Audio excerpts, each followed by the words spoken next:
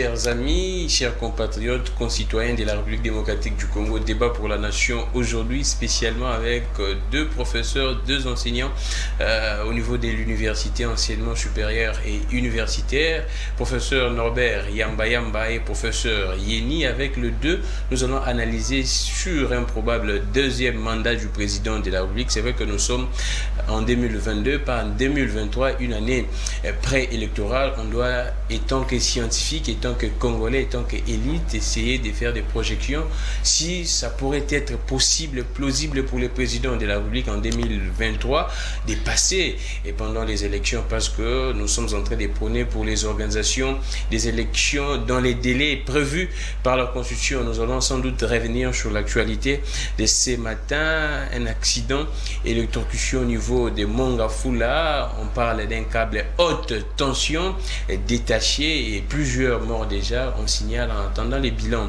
officiels. Et je pense que nous allons revenir sur ça dans les prochaines émissions. Professeur Norbert Yamba Yamba, témoin oculaire de l'événement parce qu'il habite les quartiers, il va nous relater comment est-ce que ça se passe maintenant, la situation avec le professeur Yeni qui est des Tchangou, qui m'en sait que nous allons également voir la température, la tension au niveau des Kimbanseke. Professeur Norbert Yamba Yamba, comment vous allez? Bienvenue dans Débat pour la Nation. Merci pour l'invitation. Merci surtout d'avoir organisé ces débats avec le professeur Yeni. Le professeur au niveau de l'Université pédagogique nationale. Tout à fait. Et moi je pense que ça me fait énormément plaisir que je sois la première fois ici dans votre plateau. Espérons que nous allons débattre des questions questionnantes, des questions qui appellent d'autres questions pour l'intérêt de la République. Exactement. Et donc, voilà. Donc, je pense qu'il n'y a pas grand-chose à dire par rapport à cette première étape. D'accord. Professeur Norbert Yamba Yamba, avant de recevoir le professeur Yeni, vous habitez Mongafula. Aujourd'hui matin, électrocution. On parle d'un câble à haute tension qui serait détaché. Mais comment pourriez expliquer que cette situation puisse arriver en plein centre-ville? Quand même, Mongafula, c'est habitable. Est-ce compréhensif que nous puissions avoir ces genres de câbles juste au-dessus de la population? C'est vraiment dommage, ça montre un peu la léthargie. Non, j'allais dire la procrastination des institutions ou de certains services de l'État, en fait. Parce que, croyez-moi, il existe un certain nombre de normes. Même lorsqu'il faut construire, on va vous dire, lorsqu'il y a des pylônes de la SNEL, etc., il faut autant de mètres de distance, etc. Il me semble que cela n'a jamais été suivi. Deuxièmement, ce pylône passe par le marché de Matadi Kibala. Et c'est là justement que le problème s'est posé. Et alors maintenant, comme personne ne suit personne,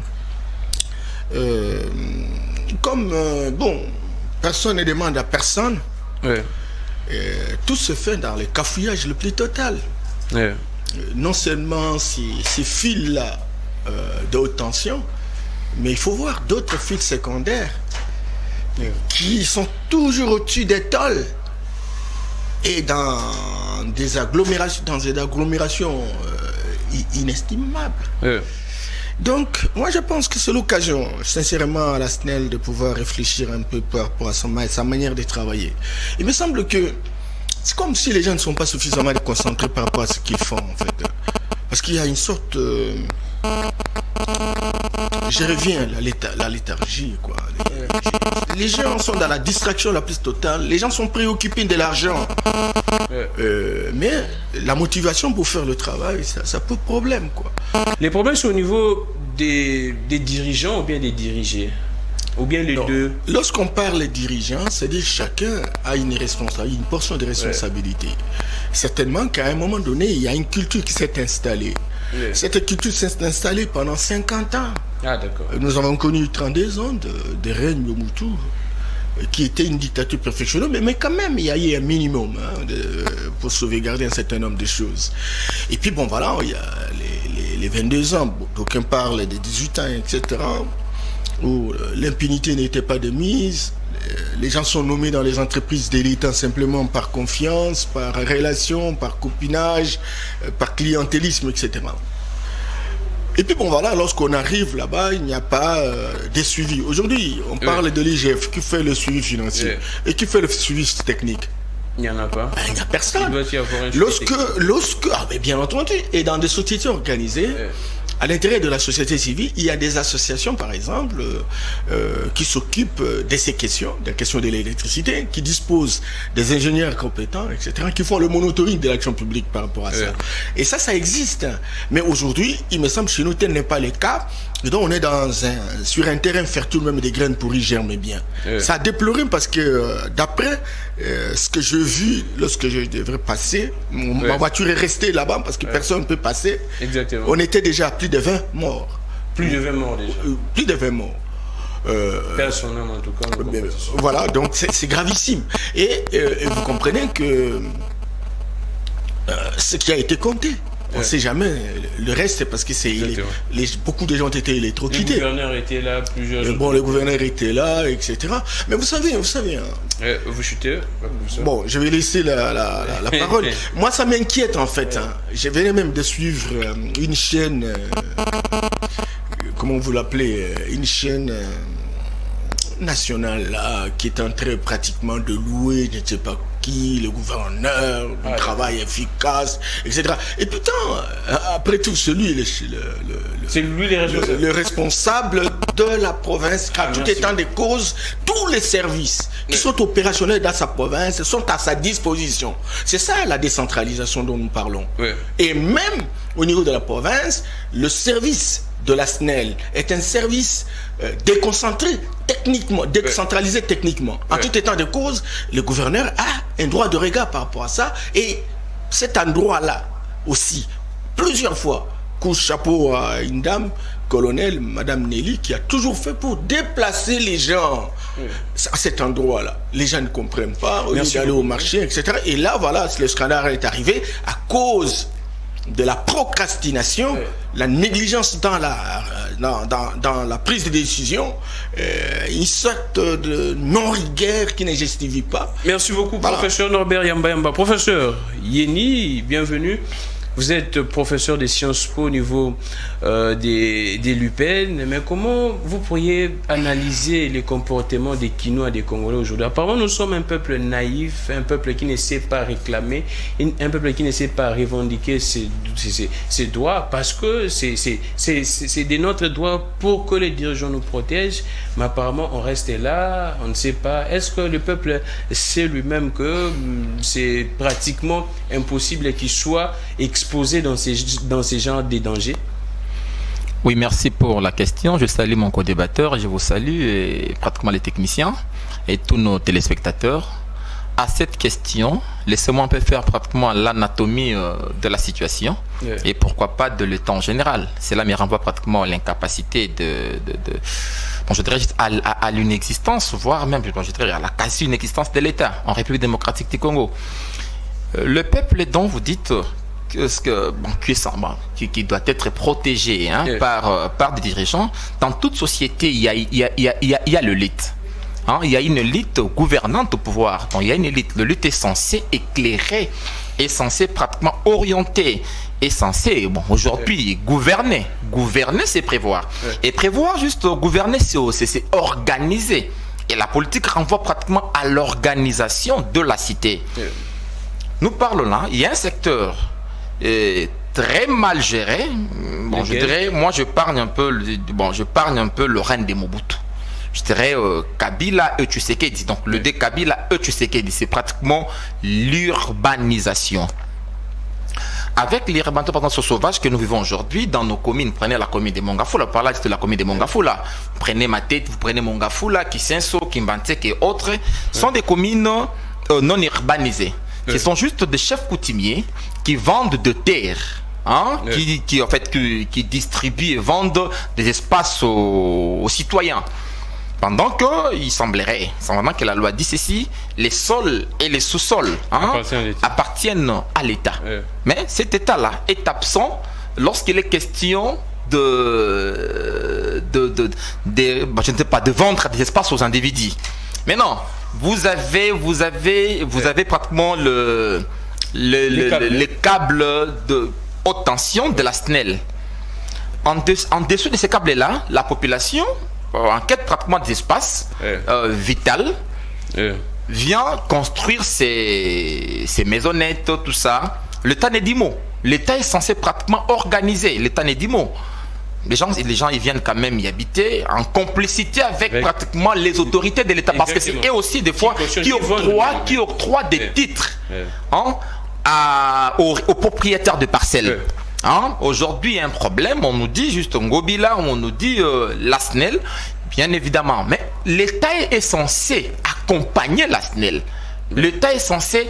Cette question-là est aujourd'hui généralisée sur toute l'étendue de la ville de Kinshasa. Allez en télé. Tout au long du boulevard, vous trouverez juste des câbles de la SNEL. Il y a des maisons, même des maisons en étage, construites tout au long pratiquement du boulevard, en deçà juste de ces câbles-là. Ça pose problème. Je ne sais pas quel est le rôle de notre ministre de l'Urbanisme. D'abord, c'est une question de quoi sur le plan national et sur le plan provincial. Quel est le rôle du gouvernement provincial? Et cela me renvoie parce que on le place de dire toujours les 18 ans, 22 ans passés, mais que fait le gouvernement actuel? Et apparemment, le gouvernement, le régime, tu sais qu'il dit, essaie voir la médiocrité plus ailleurs que dans sa gestion. Aujourd'hui, depuis que ce régime est là, qu'est-ce que ce régime a déjà organisé? Et je me dis, l'avenir est sombre. L'avenir est sombre. Donc demain, peut-être cette situation ne va même pas nous enseigner et à comment réorganiser notre espace. Or, nous sommes dans un pays où il y a des espaces vides, où on peut encore désengorger la ville en essayant de construire ailleurs. La ville de Kinshasa est vaste. Donc pour parler de Kinshasa est vaste. Il y a d'espaces verts. Beaucoup d'espaces verts. Vous allez à Maluku. On peut pratiquement construire et désengorger cette partie. Là où les gens vivent dans la promiscuité la plus criante, en cas même de pandémie ou de maladie aujourd'hui. Donc les gens seront affectés parce que les gens vivent dans la promiscuité. Aujourd'hui, vous commencez à vendre des petites parcelles, un quart, en demi. Aujourd'hui, vous morcelez des parcelles et ça pose problème. Merci beaucoup, professeur Yeni. Pour votre information, le gouverneur de la ville a convoqué une réunion d'urgence pour essayer d'analyser cette situation et également prendre en charge les corps de ces victimes. On parlerait déjà de plus de 25 morts, mais ça serait mieux de prévenir et que de guérir. Alors, nous prenons le professeur Norbert Yamba. Nous entrons dans les vifs de ces sujets. Nous allons parler maintenant d'un probable deuxième mandat du président de la République. Avec toute la situation que la population vit actuellement, professeur Norbert Yamba, vous vivez avec la population. Nous allons essayer un peu de brosser quelques secteurs. La première question, je sais que vous allez analyser d'abord. D'après vos analyses, professeur Norbert Yamba, comment vous pourriez décrire plutôt la situation à travers la République démocratique du Congo? Est-ce nous sommes dans les bons ou bien nous tergiversons ou soit nous reculons? Dans un premier temps, j'aurais aimé en fait, parce que nous faisons un débat scientifique où nous portons des couleurs politiques. Moi, je suis de l'IDPS. J'aurais souhaité... Il est de la Mouka. Voilà, donc c'est très important de préciser à l'opinion cet état de choses. Deuxièmement, le professeur semble de Sciences Po semble dire qu'il faut laisser Mobutu, il faut voir Kabila et Tshisekedi. Mais lorsqu'on veut faire véritablement une analyse rigoriste, il faut construire une approche séquentielle. Et c'est-à-dire c'est-à-dire voir comment les événements se sont succédés, parce qu'ils tablent sur l'organisation, et voir si le type d'organisation moboutiste n'a pas un impact ou une incidence par rapport à la situation d'aujourd'hui. Écarter Mobutu, c'est réduire la performance et l'efficacité et l'efficience de son raisonnement. Cependant, mais je note toutes ces agglomérations aujourd'hui qui font défaut, dont il a qualifié d'urbanisation galopante, Ça ne date pas d'aujourd'hui. Toutes les communes périphériques ont été créées en 1968, y compris la commune de Mongafula. Vous imaginez? Oui, c'est depuis Mobutu. 68. Donc les désordres ont commencé depuis Mobutu. Les désordres ont commencé depuis Mobutu. Et Kabila est arrivé. Les quelques rares espaces verts, je suis aussi environnementaliste. Exactement, j'ai ça. Et les espaces verts ont été démolis, déconstruits par Tshisekedi. Ça a une histoire. Non seulement à l'époque du maréchal, vous savez comment ils se sont partagés des différentes concessions à travers cette ville. Moutandis pour toutes les provinces, c'est évident. En s'entendant avec les chefs coutumiers. Une réglementation qui n'est pas conforme par rapport à la législation forestière, foncière, etc. Et c'est depuis cette époque-là, que les choses se sont dégradées. Urbanisation, rien ne marche dans les mondes ruraux, il y a migration, c'est pas des gens vers la ville, etc., qui deviennent finalement toute une armée de chômeurs de luxe. Alors, ça c'est un problème de société. Ouais. Tshisekedi vient d'arriver. Il a trouvé qu'il y a eu un couronnement. Ce que Mobutu a commencé, finalement a été emboîté par le régime Kabila. Et puis finalement aujourd'hui, les choses sont telles qu'on est vraiment dans un trou béant.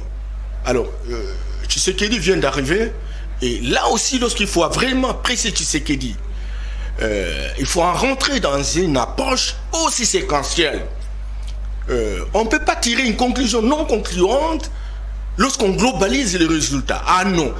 Alors c'est manquer d'intelligence par rapport à la pertinence scientifique que chacun de nous doit pouvoir porter. Tshisekedi arrive au pouvoir le 24 janvier 2019. Il met en place un programme de 100 jours en mars 2019 et ce programme s'arrête en novembre 2019. C'est que probablement 7 mois. Et ce programme-là, lorsque vous voyez le traitement, la vitesse de traitement des dossiers, les différentes réalisations, certainement que quelqu'un va dire de mauvaise foi, qu'il y a eu détournement, etc. Pour une fois, au moins dans un système, on sait voir qui détourne quoi et qui peut l'interpeller par rapport à ces détournements. Mais en réalité, lorsqu'on fait la comptabilité, on réalise qu'il y a eu beaucoup de choses qui ont été faites pendant, n'est-ce pas, le 100 jours. Vient la reprise avec Ilunkamba, qui est un premier ministre ici d'un allié FCC à l'époque. Et dans le partage de postes, FCC c'est 65% des postes et l'IDPS c'est 35%, avec les alliés bien entendu. Dis-moi, au nom de la loi de la majorité statistique, comment les décisions se prenaient. Et vous avez vu à un moment donné, même au niveau du Conseil des ministres, des résolutions du Conseil des ministres, au lieu d'être rendues opérationnelles, sont remises en question naturellement par les ministres, qui venaient véritablement d'un autre camp. Un allié qui devient un rival. Et quand on ne comptabilise pas toutes ces différentes périodes, et qu'on veut tirer sur quelqu'un pour dire le régime Tshisekedi, ne se posant même pas de questions sur la Constitution, qui vous dit que c'est le Premier ministre qui est redevable vis-à-vis du Parlement.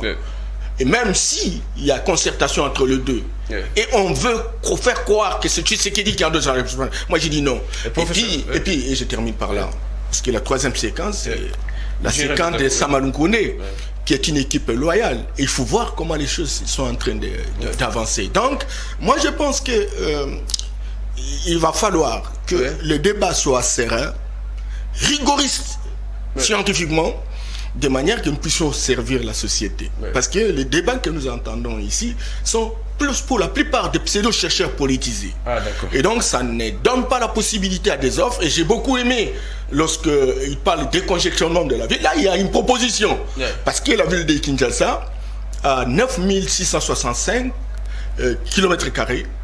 Et l'intensité de la population, la densité, c'est 22% seulement. Et donc à l'Est, il reste plus de 75%. Merci. Et on a besoin véritablement qu'on puisse créer plusieurs villes. Et ça va véritablement décongestionner la ville. Merci beaucoup. Vous venez là de suivre le professeur Norbert Yamba, qui dit en d'autres mots qu'on ne doit pas être de manière un peu très stricte à l'égard du président de la République, parce qu'il y avait certains blocages. Le président l'a si bien dit également lors de la rupture de la coalition FCC-Cash.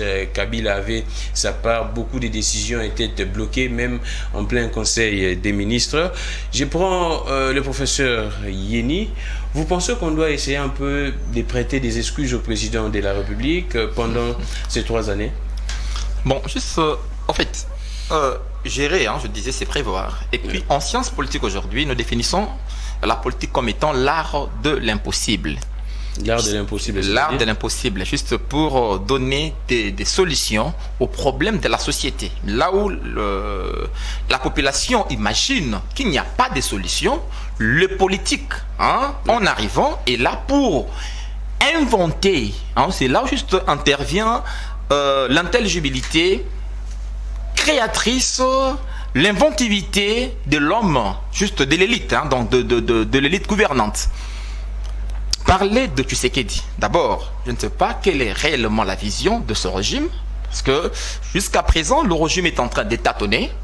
Et apparemment, moi je me dis toujours, lorsque je fais une analyse factuelle de la situation aujourd'hui, donc du régime, depuis son entrée jusqu'à présent, je me dis, le régime n'a pas de vision. Il navigue à vue. Oui, vous parlez aujourd'hui de quoi? De 100 jours. Nous parlons de 100 jours. Tshisekedi arrive au pouvoir. Quelques jours après, son directeur de cabinet va réunir les différents services et enfin d'essayer un peu de mettre en place un programme sans tenir compte que le Messier, aujourd'hui, on est élu sur base d'un discours programme. C'est ce discours-là qui est mis en application une fois.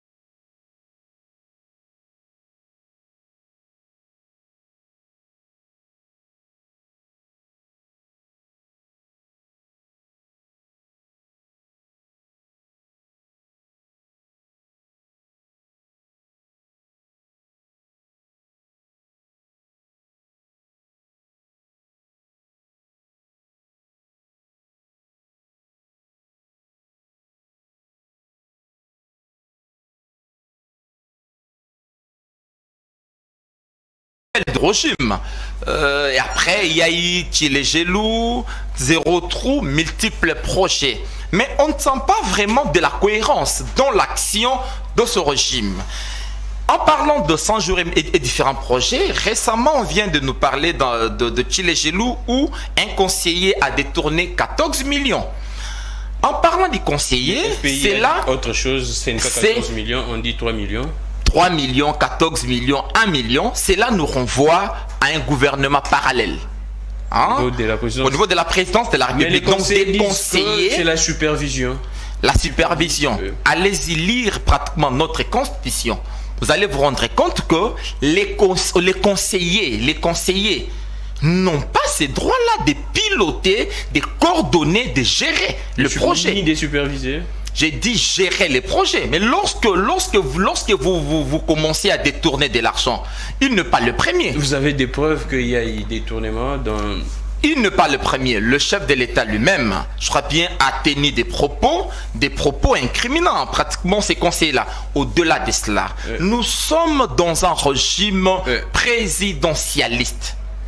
dans ce régime, en parlant pratiquement du Conseil de ministres qui est un cadre stratégique de l'action gouvernementale, le président convoque et préside les conseils des ministres. Il convoque et préside. Lorsqu'il convoque et préside, bien évidemment, on dit juste le Premier ministre, c'est lui qui est redevable en fait, devant le Parlement, qui est responsable devant le Parlement. Le président l'est devant le peuple parce qu'il a été élu au suffrage universel direct. Non, je dirais ceci. Je crois bien l'esprit de notre constitution. Ça, c'est une constitution d'abord de Belgeron, élaborée sur fond pratiquement de conflits entre des camps, les camps Jean-Pierre Pemba et les camps, tu sais, les camps Kabila. Le Des Baptiste disait, après ici, si l'un de nous remportait les élections, devenait président, comment contrôler le gouvernement? C'est cet esprit-là. Oui, donc c'est cette logique-là qui nous anime aujourd'hui. Voilà pourquoi, lorsque vous analysez, même dans la pratique, surtout dans la pratique aujourd'hui africaine, parce que tout le régime africain semi-présidentiel ou manchant sont aujourd'hui s'inscrivent dans le présidentialisme, où il y a une certaine personnalisation des pouvoirs, comme nous vivons aujourd'hui. Professeur Yeni, je reviens à vous, oui.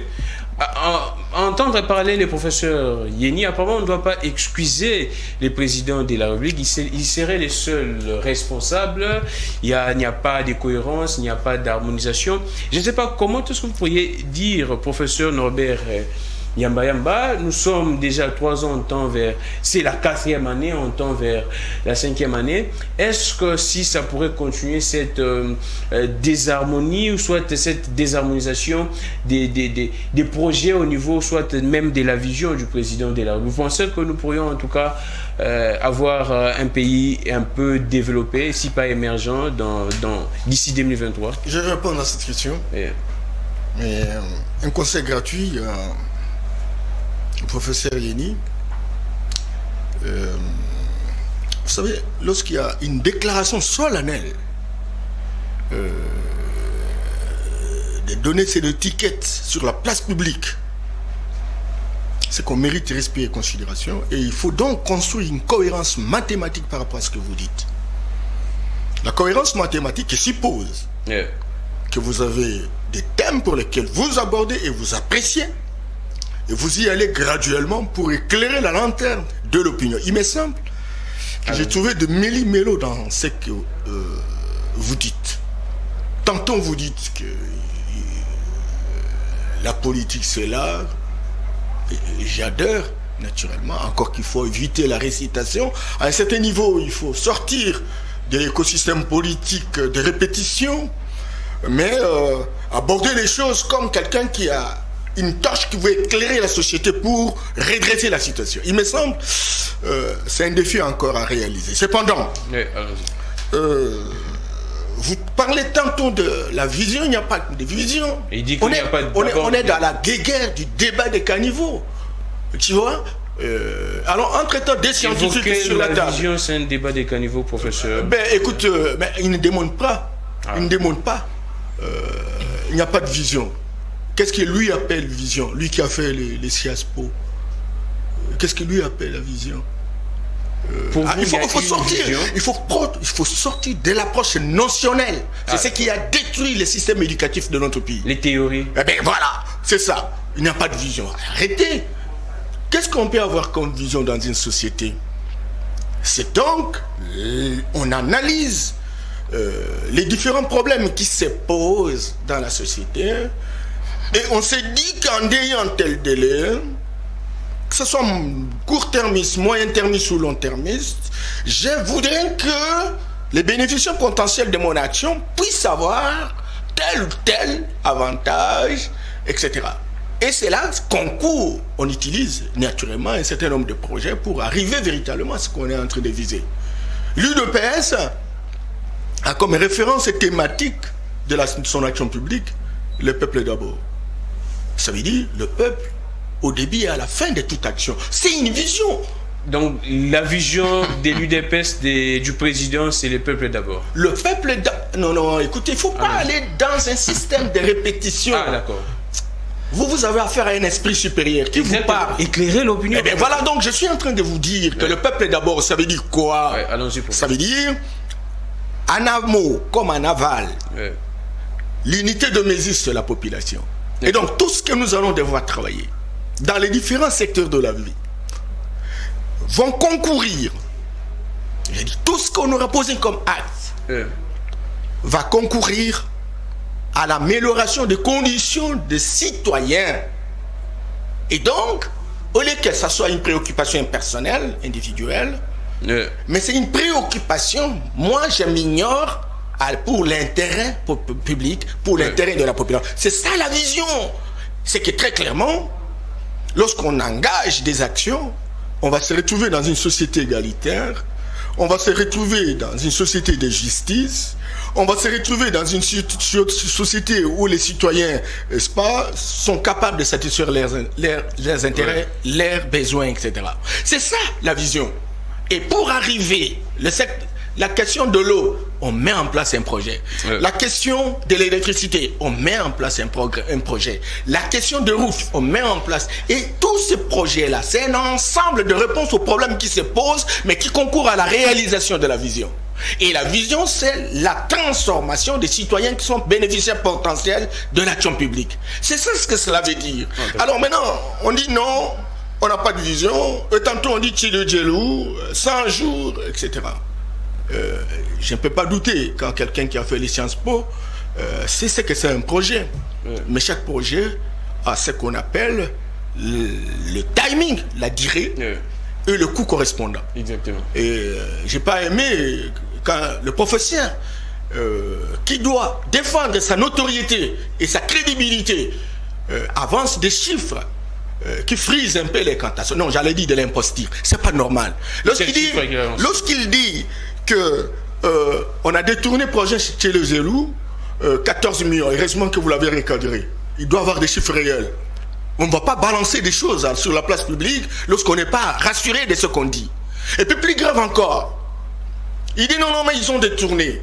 Au moment où le financier, que le FPI vous dit qu'il n'a jamais été question que ces montants soient libérés. Et le montant libéré est en proportion de 3 millions et quelques. Voilà. Et dans ces 3 millions et quelques, il existe un certain nombre de choses réalisées. Il y a aussi des manquettes pour réaliser les autres. Parce que le projet n'est même pas terminé. Alors le projet n'est pas terminé, vous tirez une conclusion non concluante pour dire, voilà, on a détourné. Arrêtez. Et puis, il n'y a aucune institution à tester. Mais c'est le député Ngoï Kassanji qui a alerté sur ces détournements. Ce n'est pas le mono. Il n'a pas la... Est-ce qu'il a fait une évaluation? Est-ce qu'il a fait l'audit? Il a fait... Les déclarations politiques, c'est un peu comme il est en train de dire là. Ce sont des déclarations politiques, surtout à la zaïroise. Mais c'est quand même, ça vient des députés. Eh bien, un député, c'est une personne humaine. Il faut qu'il ait la technique. Parce qu'en réalité, lorsque vous faites déclaration, vous savez, les gens se sont amusés. Heureusement, le professeur l'a dit.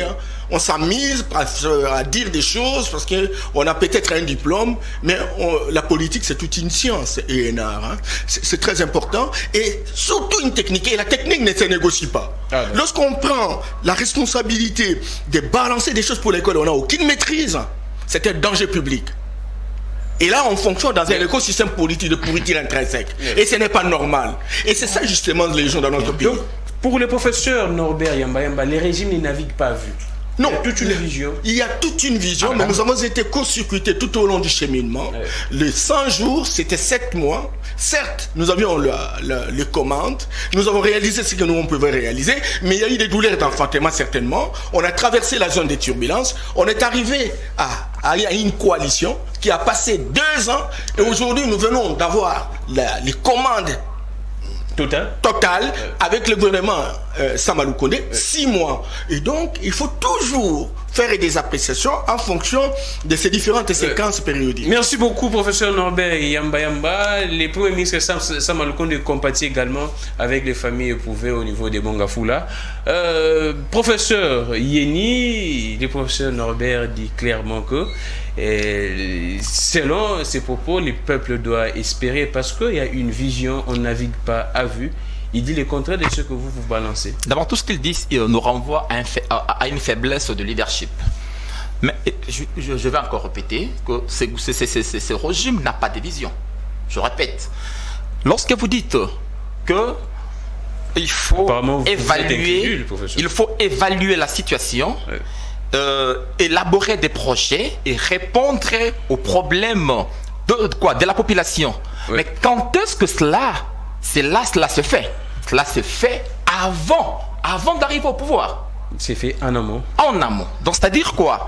Lorsque vous venez lors des campagnes électorales, les différents candidats présentent leurs projets, donc leur vision à la société, à la population. Moi, je suis Monsieur X. C'est que je compte faire de mon pays. Je vais faire juste de mon pays, comme nous disait un candidat ici, ceux qui sont au pouvoir, l'Allemagne d'Afrique. D'Afrique, oui. Ok. L'Allemagne d'Afrique. Quels sont les éléments de votre juste pour matérialiser cela? Vous nous donnez juste des éléments. On dit, ok, c'est monsieur, peut-être sa vision ou son programme semble être ambitieux. Nous y adhérons. Comme on adhère son programme, cela s'exprime pratiquement par le ZIRN. Ouais. Mais c'est curieux de voir un régime qui arrive au pouvoir. C'est pendant le pouvoir que vous allez tout faire, évaluer et puis dis-nous. Lorsque vous dites ici la vision du régime, c'est le peuple d'abord. C'est le peuple d'abord, c'est de créer une société égalitaire. Je vous dirais juste là, j'ai dit à mon co-débatteur, cette société-là est utopique. Parce que, oui, ça sont des théories très dépassées, largement dépassées. Parce que ça nous renvoie encore à Karl Marx. Allons-y. Ça nous renvoie à Karl Marx. Une société utopique, ça c'est relevé debout. La société égalitaire, mais je ne sais pas, où en sommes-nous là? On est où?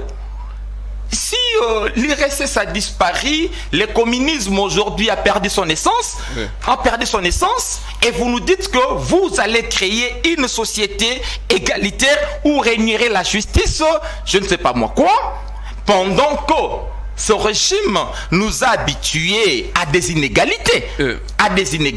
Lorsque... Lesquelles ces inégalités? Ces inégalités. Mais aujourd'hui, je crois bien, ce n'est plus à démontrer. Quand vous prenez les conseillers, l'élite, ceux qui nous gouvernent aujourd'hui, qui vivent pratiquement au ciel, et ce peuple atomisé par la pauvreté, vous voulez quoi encore que l'on puisse vous démontrer? Quand les Koulounes en cravate sont libérés, Makala est vide, ils sont arrêtés demain, libérés. Quand Etienne Longonjo peut pratiquement visiter Makala pour quelques jours et rentrer. La liberté, c'est la règle, en tout cas. La liberté, c'est la règle, et la détention, c'est l'exception. Mais juste quand le régime nous a habitués à des gens qui détournent sans être pratiquement, je dirais, punis. Et vous dites que ça, c'est une société égalitaire. Et la société égalitaire, papa, ceux qui nous suivent, je crois bien, même quand nos étudiants nous suivent, quelqu'un parlait de la société égalitaire, je me dis, ça c'est nous renvoyer encore vraiment en arrière, parce que les hypothèses avancées par certaines théories, les hypothèses avancées par certains théoriciens, même, je dirais, se sont pratiquement révélées improductive, et aujourd'hui la science a déjà dépassé ces stades. Nous sommes aujourd'hui dans la phase, je dirais, digitale de la société, dans la phase néocapitaliste de la vie, dans cette phase où il y a pratiquement marchandisation de tout. Vous nous dites, je ne sais pas, même quand vous prenez le juriste le plus aguerri, ils vous diront, même les juristes le plus aguerris qui peuvent encore relever une telle société, mais ils vous diront dans leurs analyses, cela ne peut pas être aujourd'hui avancé comme vision, parce que ça c'est nous ramener encore dans l'utopie. Nous parlons de ces régimes. Vous dites ce régime, bon,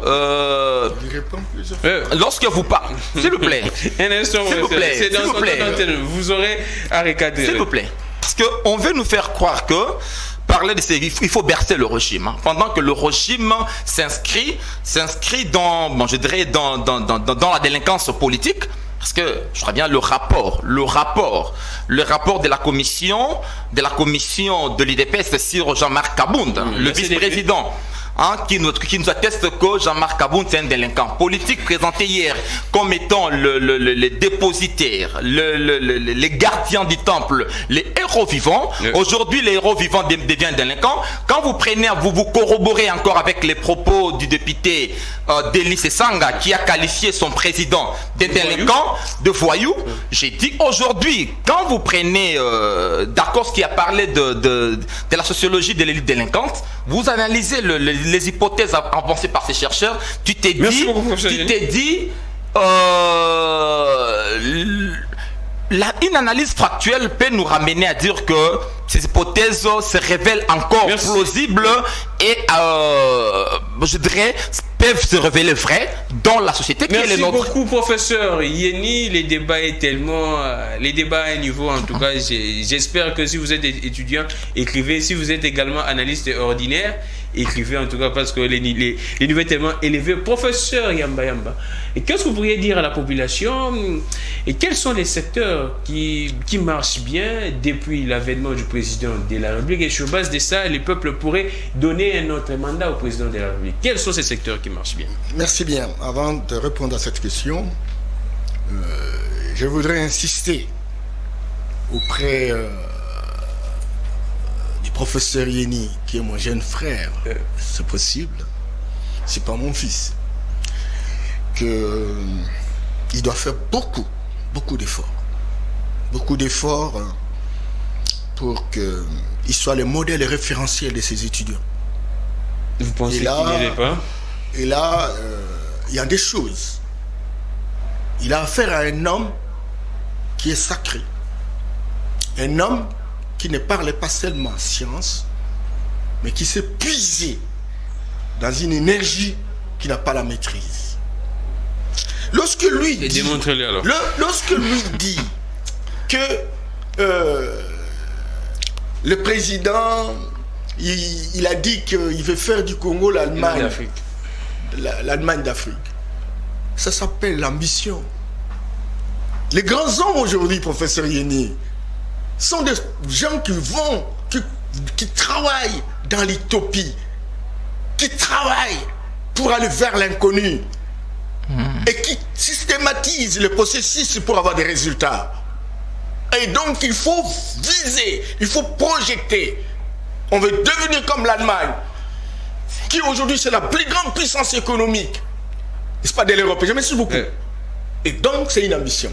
Il faut avoir l'ambition. Il dit que les ambitions, c'est en amont, professeur. Mais écoute, les ambitions... Pas pendant la gestion. Non, mais c'est là justement que je voudrais les recadrer. Allons-y, professeur. Les ambitions en amont. Mais chaque parti politique a un projet de société. Les différents partis politiques qui sont opérationnels au Congo, ils ont fait copier-coller des projets de société de l'UDPS. Il n'y en avait pas. La référence était l'UDPS. Ça, c'est la première chose. Et les professeurs veulent confondre là, un programme et un projet de société. Ce sont deux choses différentes. C'est différent.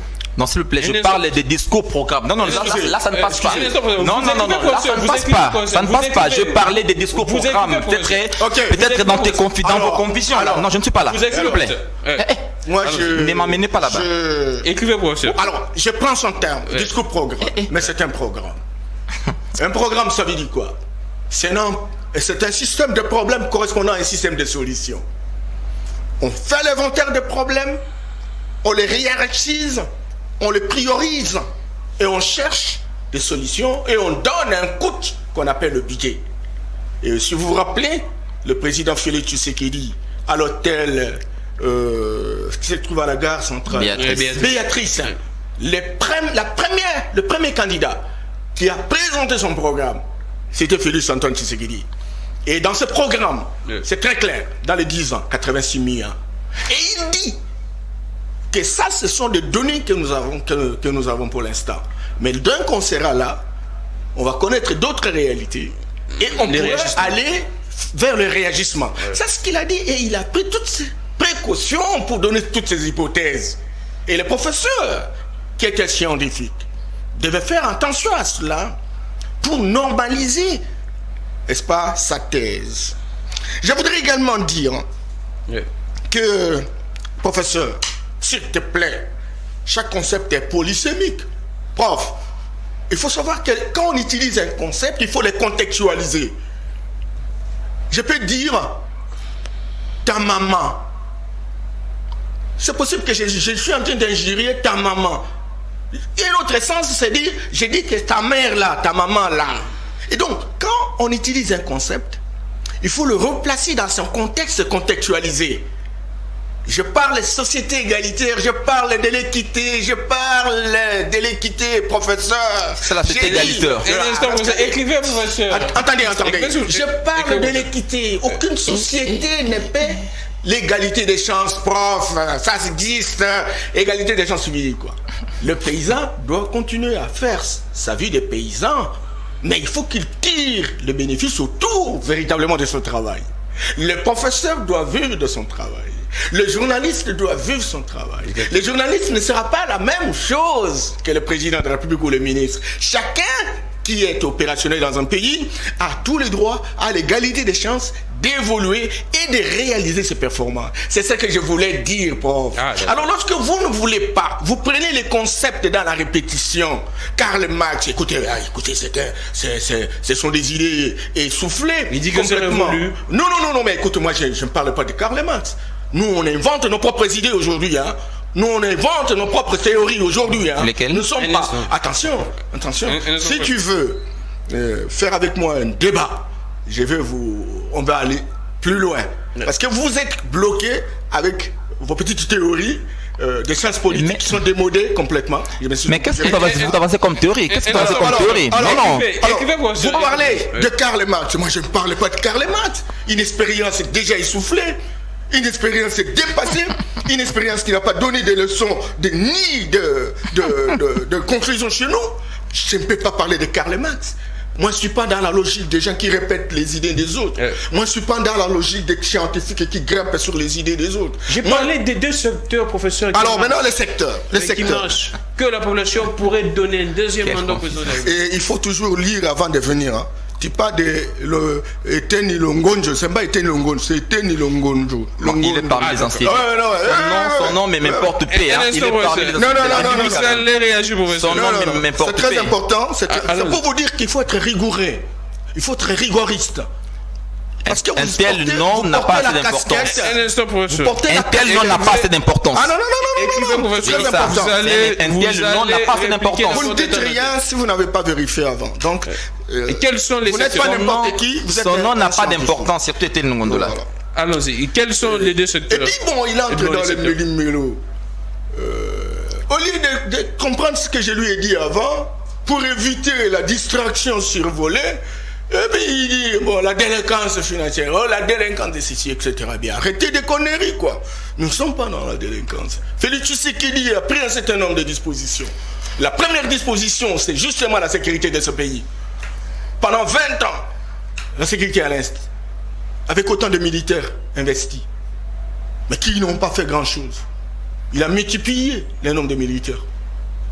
Il a multiplié les moyens disponibles. Il a requinqué cette armée. Aujourd'hui, on a touché les rebelles au cœur de leur action. Vous pensez que la sécurité marche? Mais écoute, la sécurité... Mais écoutez, mon cher ami, on est parti de quelque part. Et c'est comme ça que lorsqu'on fait un débat de scientifique, il faut savoir comptabiliser des statistiques à l'appui pour savoir quelle est la fréquence des attaques aujourd'hui par rapport au passé. C'est très important, mon ami. Aujourd'hui, on est en train d'arrêter. On voit les gens. On a parlé d'ADF, on n'a jamais arrêté. On est en train de le voir, mon cher ami. Et vous savez, Gramik, et c'est là justement que je demande à mon professeur, qu'aujourd'hui, il y a une tendance à la remise, à la restauration de la guerre froide. Et la restauration de la guerre froide est alimentée par les multinationales. Et vous savez que le Congo est dans le viseur des multinationales à travers le monde aujourd'hui. Parce qu'il y a une guerre entre l'Occident et l'Orient. Et le Congo, notre pays, dans le viseur, parce que la planification de la balkanisation, c'est pas seulement le Congo, il y a le Nigeria. C'est pas seulement le Nigeria, il y a l'Angola avec Kabila. C'est pas, il y a le Sénégal avec Casamance. Vous voyez? Donc, il y a le Mali, 3 États. Le Congo, 5 États. Ne pas être suffisamment informé de toutes ces questions, vous ne pouvez pas faire une analyse sérieuse. Et donc, la sécurité, que je cite, vous allez lui donner le temps. Alors, la sécurité. Après la sécurité, Après la sécurité, parce que nous avons des attributs de souveraineté. La question de l'éducation. L'éducation. 6 millions d'enfants aujourd'hui sont allés à l'école. Quelqu'un va me dire, écoutez, quelle est la qualité, etc. Écoutez, quand on ne commence pas, on ne commencera jamais. Alors maintenant, lorsqu'on est un bon manager, parce qu'il parle trop de leadership, le leadership est différent des leaders. Peut-être on va engager véritablement ce débat. Donc un leadership est différent des leaders. Oui, c'est différent des leaders. Et alors, un vrai leadership, comme celui de Félix Tshisekedi, il a appliqué, opérationnalisé l'article 43 de la Constitution, et 6 millions d'enfants sont à l'école. Aujourd'hui, et je m'excuse beaucoup, ces enfants, certes, le nombre est plus élevé que les infrastructures qui ont été mises en place, raison pour laquelle vous avez, dans le projet de 145 territoires, etc., il y a 1300 écoles prévues. Vous gardez le souffle, professeur. Je reviens. 1300 écoles, c'est justement pour améliorer les conditions. Encore que je ne parle pas des enseignants, 22 000 qui étaient de nouvelles unités, qui sont aujourd'hui payés régulièrement, etc. Il n'y a pas que ça, la santé. Allez à Mamayem, ici, à l'hôpital. Merci beaucoup. L'alimentation, je vais faire un développement. Exactement, professeur. Vous gardez le souffle, je reviens à vous. Professeur Yeni, professeur Yamba c'est plusieurs secteurs. Il commence par la sécurité, il prend l'éducation, il prend la santé, l'alimentation. Apparemment, ça marche, hein? L'énergie. L'énergie également. S'il vous plaît, soyons... parlons un peu d'abord de ce que le professeur Yamba a dit ici, égalité des chances, équité, et il veut juste nous ramener à la société égalitaire. S'il vous plaît, chaque discipline a ses réalités. Chaque discipline a pratiquement son champ opérationnel ou conceptuel. Je pense que chez nous, on ne peut pas parler de la société égalitaire lorsque vous évoquez. S'il vous plaît, s'il vous plaît, on va y aller. S'il vous plaît. Il ne faut pas juste, faut pas nous amener. Non. Ces concepts-là pour nous, c'est très important. On ne veut pas que chaque concept est polysémique. Même si les concepts sont polysémiques, je vous dis, il y a toujours une certaine essence à chaque concept. S'il vous plaît, faut pas nous amener. Et quand vous dites que vous avez inventé quoi? Parce que très souvent, nous Congolais, on veut construire un raisonnement utopique, irréaliste, face pratiquement aux problèmes peut-être lesquels on ne sait pas vraiment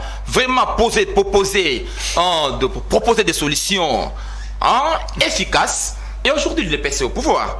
Bon, mais parler de la sécurité, de tout ce que vous venez juste d'avancer ici, moi je pense que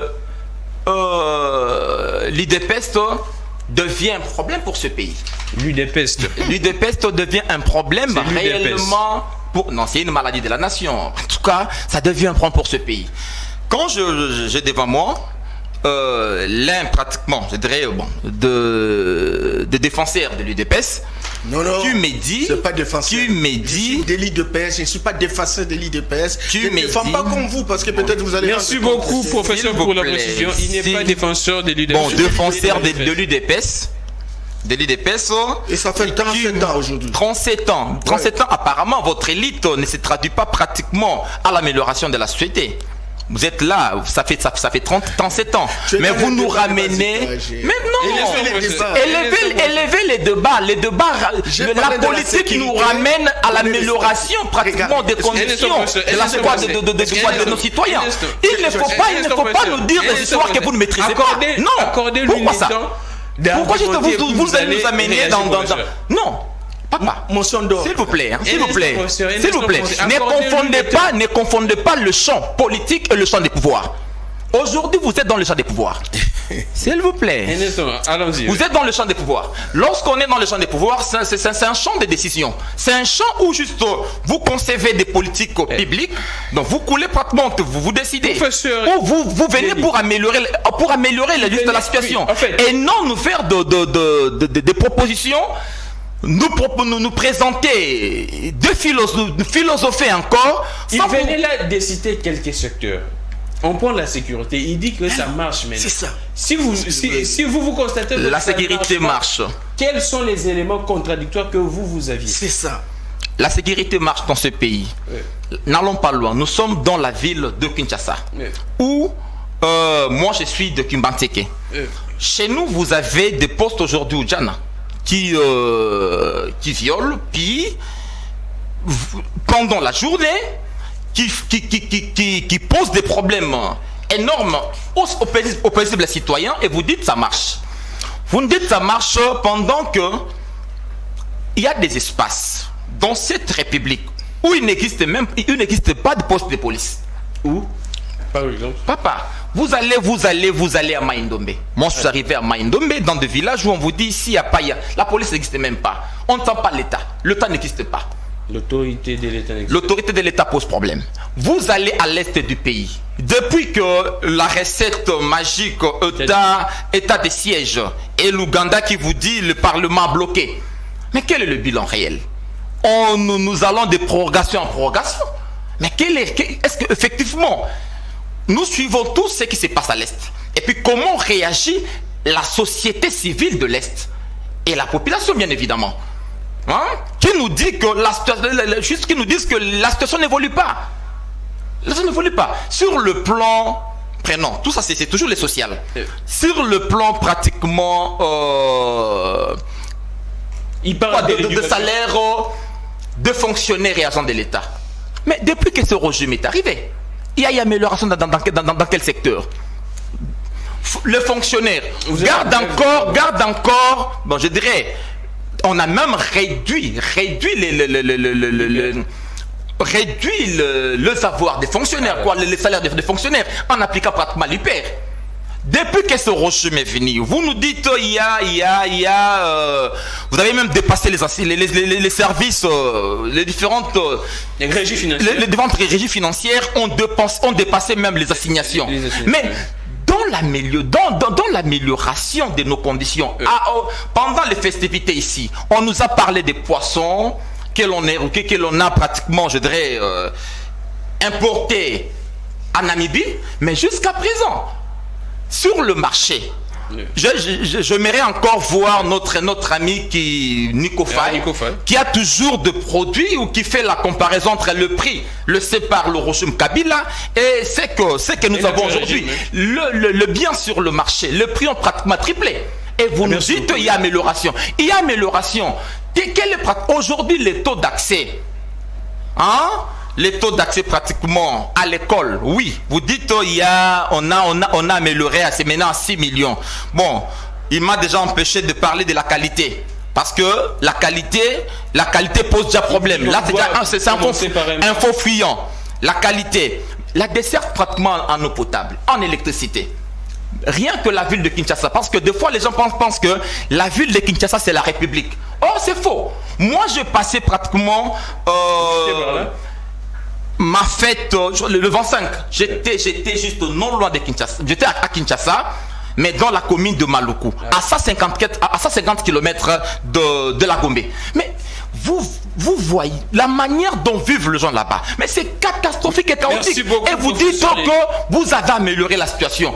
Allez chercher la maman qui vend. Bon, on a même juste le grand marché a été déjà détruit par ce régime. Ce régime, 2 ans, aujourd'hui, une année après, on ne peut pas reconstruire le grand marché. Et vous dites que la situation, vous avez amélioré la situation. Ça, c'est vivre dans un autre ciel. Professeur Yeni, professeur Yamba, nous sommes déjà à la fin, nous chutons. Mais qu'est-ce que le président doit faire maintenant dans les 2 années qui restent? Pas plus tard qu'avant-hier, les lundis, les présidents commençaient déjà par les lancements des travaux en eau profonde, du port en eau profonde des bananes. Vous pensez que c'est un bon projet à commencer pour les 2 années et qui restent? Et quels sont les autres projets que le président doit se lancer? Merci Gramik pour l'opportunité que vous m'avez offerte. Mais je voudrais simplement donner un conseil gratuit sans merci au professeur Yeni pour dire que la question qui m'a été posée, c'est celle de donner les différents secteurs. Oui. Mais vous l'aviez fait. Donné les secteurs. Avec brio. Et comme scientifique, vous aurez pu, secteur par secteur, donner des chiffres contraires. Pas philosophie, mais donner des chiffres contraires. C'est ce qui fera différence avec d'autres personnes qui viennent faire des débats de philosophie avec ce que on connaît généralement dans notre pays. Donc, tel n'a pas été le cas. Je voudrais également dire que la situation des fonctionnaires, vous avez pris ça en commençant au hasard, etc. Fonctionnaires, vous savez, professeur Yeni, je travaille comme consultant pendant 20 ans à la Banque mondiale. sur cette question d'accompagnement des services de l'État. En 2018, avant les élections, vous savez, on avait 800 000 fonctionnaires. Et vous savez ce qui s'est passé avec des velléités électoralistes. La fonction publique a augmenté. On a donné des matricules aux gens comme ça jusqu'à 1 600 000. L'idée, c'était qu'on ne sera pas là, quelqu'un qui vient, et puis voilà, il va souffrir. Mon ami, tout ça, il faut avoir tous ces éléments-là pour comprendre où est-ce que nous en sommes. Et cela est très, très difficile dans une société, vous savez, où on n'a pas de revenus, cher ami. Vous savez que dans la cohérence, c'est pas du progrès d'un pays, il faut partir de l'éducation, il faut atterrir à la technologie, de la technologie à l'industrialisation, l'industrialisation à la production des richesses. Et la production des richesses exige la gouvernance. Aujourd'hui, au Congo, nous avions 169 sociétés agricoles, ça n'existe plus. Nous avions 180 sociétés forestières, ça n'existe plus. Les grandes agglomérations qui étaient dans les territoires sont foutues à la merde. Alors le président de la République arrive, il n'y a pas de production. On est en train même de se battre mordicus pour réaliser ne serait-ce qu'un budget de 6 milliards, de 10 milliards. On fait comment?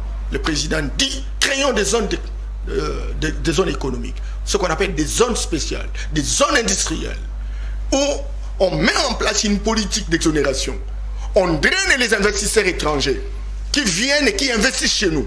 Simplement parce qu'il y a un problème de paradigme occidental dans ce pays. Ils viennent, tous ces investisseurs ici, ils ramènent les briques, ils transforment chez eux, ils produisent des richesses chez eux, ils créent de l'emploi chez eux, ils ont de l'argent pour nourrir leurs citoyens. Nous n'avons rien. Et tant que ce paradigme hérocentrique à rentabilité externe va exister dans ce pays, on n'aura nulle part à gagner gain de cause. Surtout qu'aujourd'hui, on est à 105 millions de personnes. En 2050, on sera à 220 millions de personnes. Le président dit qu'il faut chercher une solution 50-50. Ça veut dire quoi? Créons des zones économiques.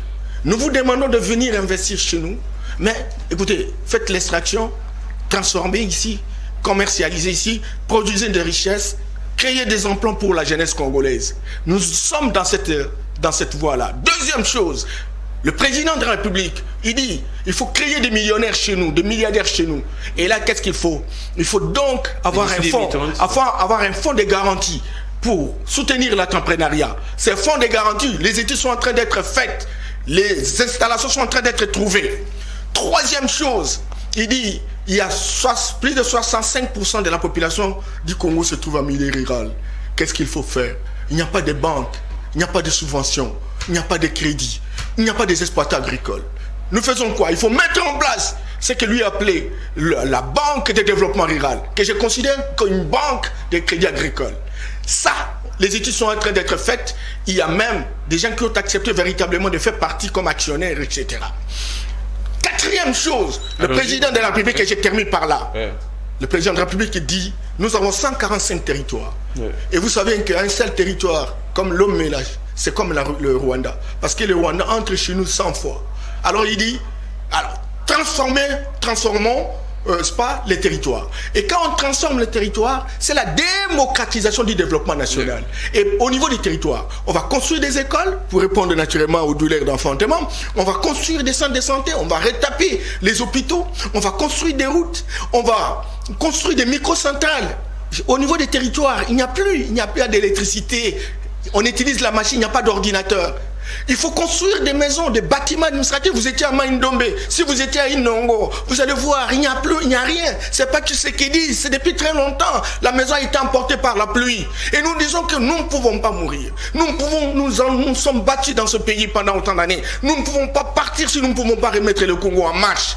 Et donc, il faut 1,660 milliard de dollars votés dans la perspective de remettre en question le monde rural. Donc, nous sommes dans un processus. C'est ça la vision.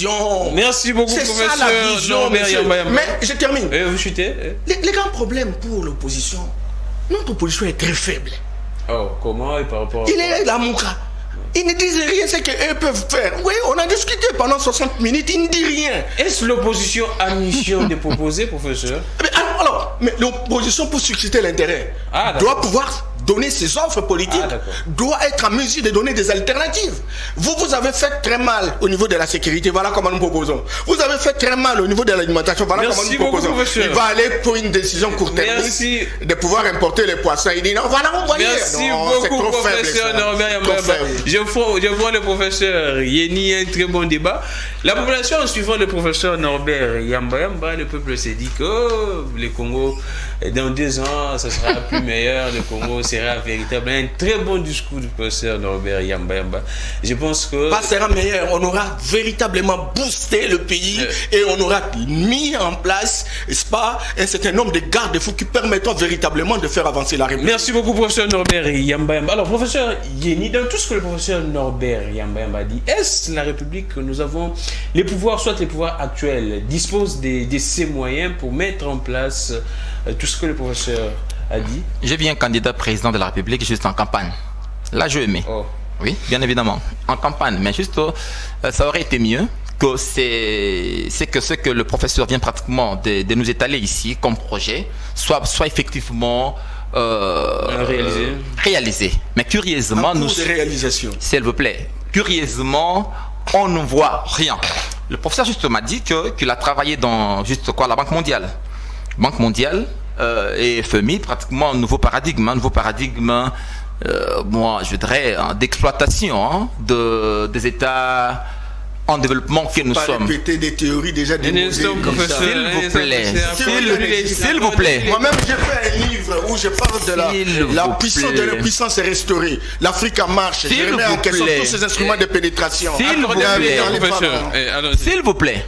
Vous me dites ça, mais qu'est-ce que vous avez dit de proposer comme nouveau paradigme pour essayer un peu d'aider les Congos à quitter ces carcans pratiquement ou d'exploitation? Le paradigme afrocentrique, à rentabilité interne, en mettant en place des instruments de production, d'extraction, de transformation. S'il vous plaît, vous dites que sont pratiquement de paradigme quoi? Et réponse quoi centrique. Mais je vous dis aujourd'hui sur le plan pratique, vous êtes au pouvoir, on ne sent rien. Vous nous présentez un discours magistral, mais sur terrain, pendant que le peuple, ceux qui nous suivent, diront mais ces gens sont où là?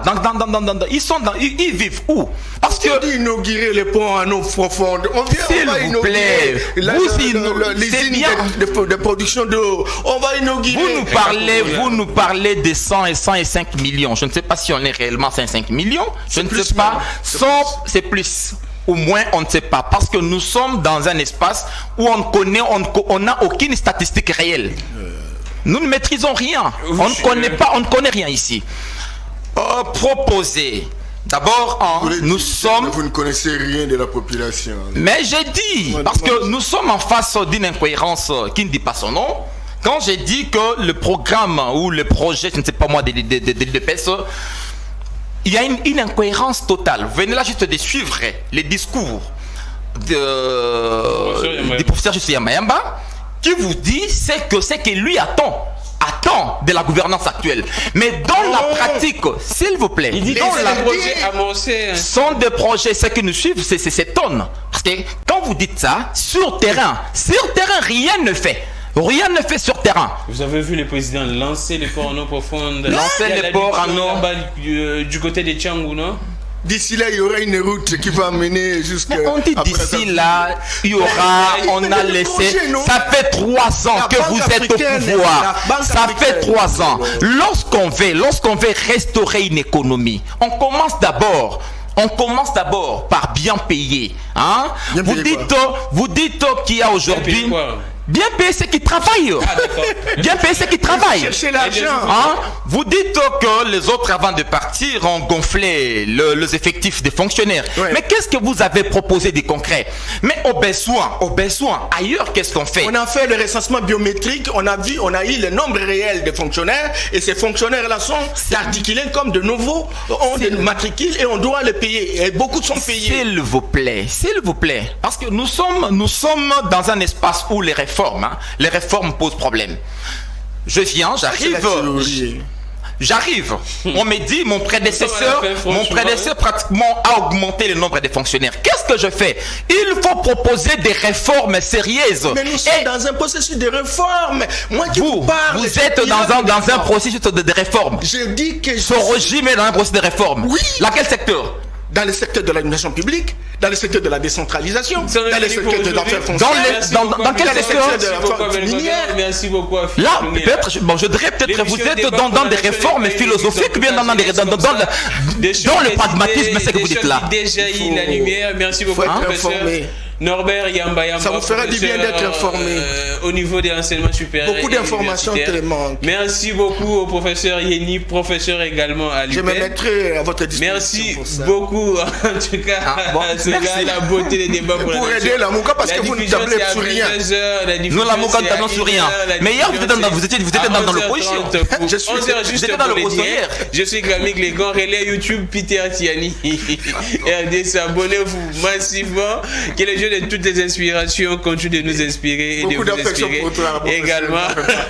Je pense que on aura un match retour parce que c'est un bon débat. En tout cas, les étudiants ont écrit, ont appris beaucoup de choses. Moi, particulièrement, j'ai retenu beaucoup de choses. Je suis venu parce que c'était toi et j'ai dit ok, on y va.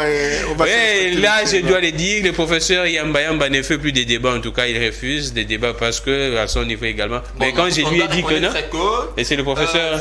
Il a des ressources. Je crois bien les ressources sont là. L'une des ressources est là. Mais curieusement, il y a toujours des importés. Des importés qui priment dans la gestion de l'IDPS. Non, mais c'est pas ton problème. Vous allez finir aujourd'hui que les dieux de toutes les inspirations continuent de nous inspirer et de vous inspirer également. Au revoir. Merci bien. Merci.